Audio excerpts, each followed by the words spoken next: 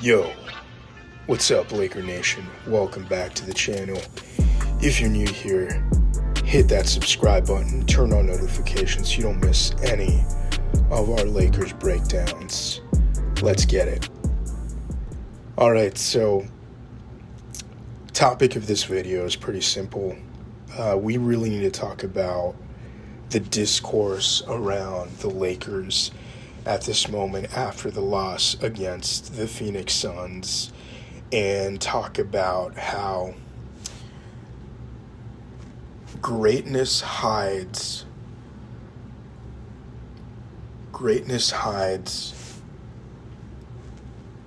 imperfections, right?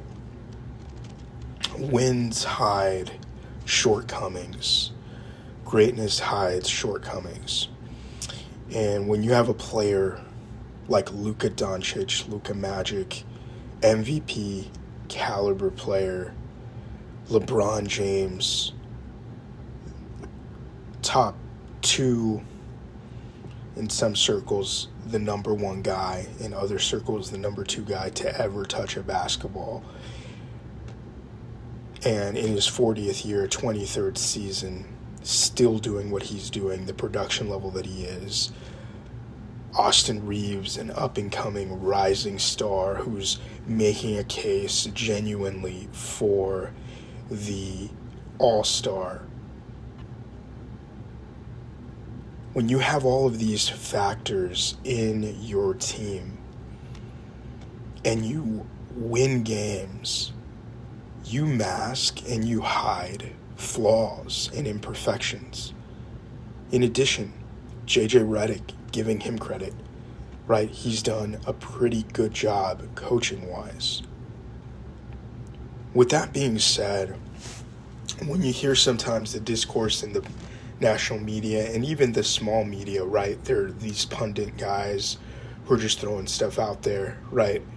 Of here's what I think is going on, here's what I think is not going on, here's what needs to be done, here's what's this, XYZ, whatever the case may be. At the end of the day, what I would argue is that the Lakers are in a pretty unique situation, which is when you have a guy who can put 38 and 11 and it's within 3 quarters of basketball and they don't even play the fourth quarter, you know you have a guy. And it's like when you compare an NFL, right? In the NFL, when you have a quarterback that is a generational quarterback, that changes the entire outlook of a franchise. In the NBA, it's if you have a guy who's top 5, right, who's a bona fide superstar in the NBA, as long as you have that guy, you have a shot at going as far as the team constructed around them is able to perform. When you have a Luka, when you have a LeBron, when you have an Austin Reaves, they're going to give you chances most nights. And I'm going to tell you something very, not hot take-ish, but very carefully constructed of a thought process, which is the reason why we're 15-5 is because we have a Luka, we have a LeBron, and we have an Austin Reaves. And they are playing some of the best basketball. Do we have depth? I believe we do have depth to a certain extent. However, I also believe that the level of our depth is competent, but it isn't the depth that we would need at championship level, right? And here's the reason why. Marcus Smart is a really competent defender, and his numbers on the floor with at least Luka and Austin are really good when it comes to like net rating. I believe they have a defensive, their defensive metric is like 99 to 100, and their offensive output is like 120 something, right? So their offense is good and their defense is great. And when you have those two things going for you, you're going to put yourself in a position to win a lot of games. But we're at a situation, or I should say, we're in a situation where JJ Redick is being put in a place where he sort of has to make a decision on the starting lineup and has to make a decision around rotations to see if we can make a run at a championship when we are missing a fifth starter. We're missing that fifth guy who is going to be a defensive anchor outside of Ayton, right? Ayton's got the paint. He's got the center position. He's doing a tremendous job, right? He's getting those easy shots. Sometimes they're lobs, sometimes anything within the paint and within that free throw area, right? Ayton is performing well enough to do what he needs to do at those levels. And so, when you think about it, that's all you can ask for at the moment. That's all you can ask for. So then, what are we missing? What's being missed? We're missing a guy like on the Clippers, a Derrick Jones Jr., a Herb Jones, even an Andrew Wiggins. Now, again, I'm not saying pick any of those guys and go trade for them. But what I am saying is we're missing a guy that is going to be on the wing. He's going to be a perimeter player, and he's going to defend like his life depends on it. 3-and-D guy who's going to bring that athleticism and that energy and is going to be able to give the team that spark that they need to perform well. Because when it comes to the offense, Luka, LeBron, Austin, they got it. They got the offense. They're going to set up. They're going to bring so much pressure, and they're going to bring so much attention and so much playmaking to the game that they're going to create so much force, and it's going to be really good offensively. The other thing I want to point out is that, again, Luka, LeBron, and Austin, they just started playing all together recently since LeBron came back from injury. They're still working out the kinks. They're still working out the clunkiness, right? Knowing what we're going to do, knowing, offensively, what do we need to be in charge of? What do we need to have hold of, So, end of the day, they're still learning to play together. And that's extremely important because that means there is still tons of room to improve. What I don't want to have happen, though, the reason why I'm making this video is because I think that there's a number of people that look at the loss against the Phoenix Suns and then they're just going in on, well, I think this player should do this. I think this player should do that. I think this is what's got to happen. I think this is what's got to happen. When all in all, What really needs to take place is, one, we need to recognize that we don't have that fifth starter. And there are going to be nights like this, games like this, where it's coming off a back-to-back.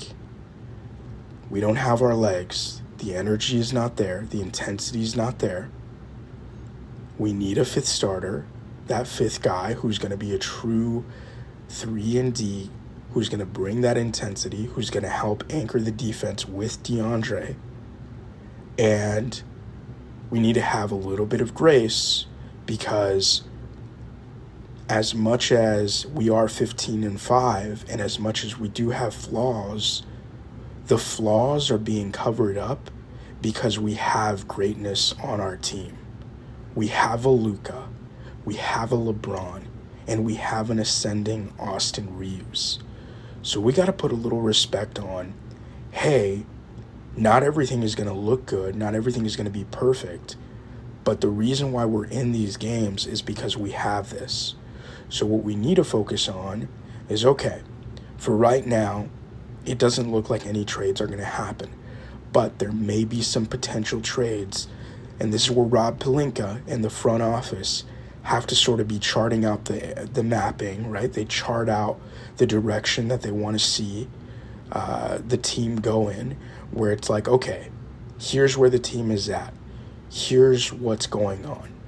Do we really have a legitimate shot at doing enough to win enough games to get into a good playoff position to then go for a run at the title, like a legitimate shot?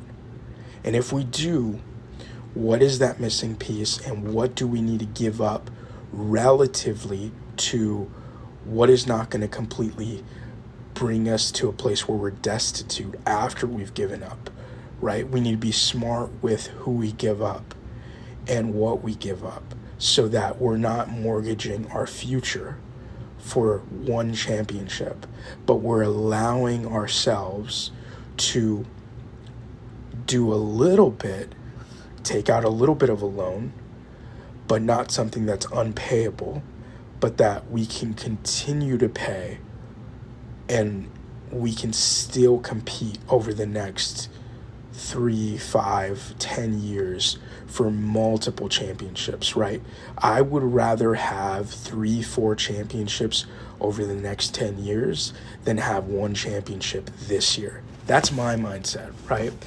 Now, again, I'm not saying it's the right mindset. I'm not even saying I'm correct. That's just how I feel. I have a long-term vision. My long-term vision is, rather than have one championship here and then maybe one more over the next 10 years because of all the stuff we had to do to get this one this year, I would rather, hey, let's be smart about this. And if we can put ourselves in a position to be contending for the next 10 years, where we're going to win 3, 4 championships, give me that all day over maybe 1 to 2. I'd rather take the 3 to 4, right? And that's just a long-term vision, and it's a long-term approach. Here's the thing. Every team is not without flaws, right? Except for probably OKC. But outside of OKC, I mean, the Thunder are doing really well, but you have the Nuggets, who just lost to the Mavericks, right? You have other teams who look to be in the hunt and in the place where they're trying to compete. But you notice they don't have everything put together. So what we really got to take into consideration is, what are we willing to give up now? And what are we willing to keep so that we can continue to contend for later, right? Now, we can talk about legacies. We can talk about, if this is the last year with a certain player, shouldn't we do everything in our power to do it? And unfortunately, I'm going to say no, right? It's not our position. Would it be great if things worked out this year? Sure. But we still got to keep the long-term vision in mind. And this thing is, kind of wrap up all my points, I just want to make it very clear, like, the front office needs to figure out who's going to be that fifth starter. And as long as they can give up a manageable amount, right, a smart amount without mortgaging the entire future, they should do it. They should do whatever they can to bring that fifth starter onto the team. Second, have a little grace. Luka, LeBron, and AR all playing together. We're still learning, right? It's still a learning process to know how much LeBron is going to have to put in, how much Austin's going to put in, how much Luka's going to put in when they're all on the court. And then when they're off, one is off the court, when two are off the court, what needs to take place, the rhythm of rotations. We're finally getting everybody healthy and playing together. This loss, yes, it was a tough loss, but it's not the end of the world. I still believe our guys have a lot more to give, but we just have to have a little bit of grace and have a little bit of, not quick, immediate, just recent bias reaction, right? We need to take a little bit of a chill pill and be like, okay, this is the game. Here's what we saw that was good. Here's what we saw that was bad. Here's what we need to improve on. But we're still 1 to 2 pieces away from really being a legitimate contending team that can win an NBA championship. And ultimately, that's how I feel. I'd love to hear what your comments are. Love to hear what your thoughts are. And drop a comment down below. Let me know what you think. Let me know what your process is. And as always, go Lakers. Phantom out.